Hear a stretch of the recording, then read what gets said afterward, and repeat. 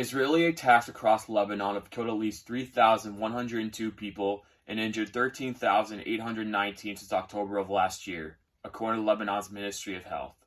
Since the genocide in Gaza began, Israel has also been at war with the Lebanese armed group Hezbollah, which is an ally of the Palestinian group Hamas, and expresses solidarity with the people in Gaza. In September this year, Israel expanded its war from Gaza into southern Lebanon. On Thursday, Lebanon's Ministry of Health also said that Israeli strikes killed at least 52 people and wounded 161 over the past 24 hours. 5 Malaysian peacekeepers from the United Nations Interim Force in Lebanon, 3 Lebanese soldiers, and 3 Lebanese civilians were among the wounded after an Israeli raid in South Lebanon's main city of Sidon. In a statement, the UNIFIL reminded all actors to avoid actions putting peacekeepers or civilians in danger, adding that differences should be resolved at the negotiating table, not through violence. The UNIFIL, as well as unarmed technical observers known as the UNTSO, have been long stationed in southern Lebanon to monitor hostilities along the demarcation line between Lebanon and Israel, known as the Blue Line, drawn by UN in May 2000 to divide the two countries. Reporting from Beirut, Al Jazeera's Imran Khan said the Israeli attack on the UNIFIL location was crucial. The Awali checkpoint is one of the places where Israel issues a forced evacuation order. It tells people to go north of the Awali River. That's where the checkpoint is, Khan said.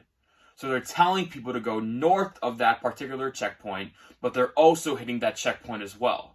This is very, very concerning for UNIFIL, which has been attacked nearly 20 times since Israel announced its ground invasion, Khan added.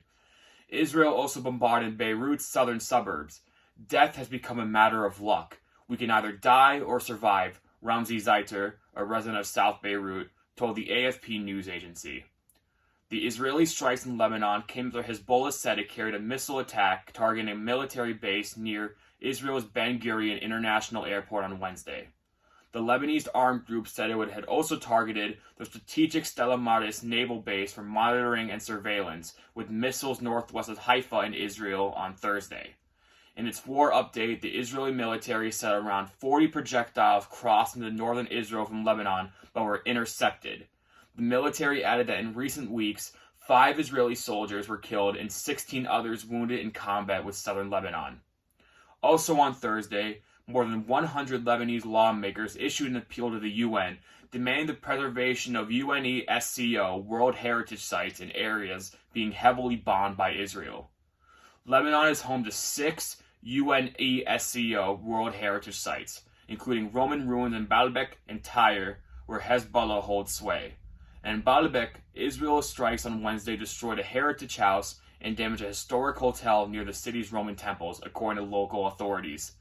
In a letter addressed to the head of UNESCO, Lebanese MPs stated, during the devastating war on Lebanon, Israel has caused grave human rights violations and atrocities. The letter demanded the protection of Lebanon's historic sites in Baalbek, Tyre, Sidon, and other invaluable landmarks currently at risk due to the escalation of the atrocities. On Monday, Lebanon's Prime Minister Najib Mikati called for a ceasefire to protect our country's cultural heritage, including the ancient archaeological sites of Baalbek and Tyre. Meanwhile, some in Lebanon are hopeful of a new leadership in the United States where Republican Donald Trump has won the presidency might bring them a reprieve. Many believe that no significant diplomatic efforts will take place until Trump, the U.S. president-elect, assumes office in January, said Al Jazeera's Zaina Kurder, reporting from Beirut.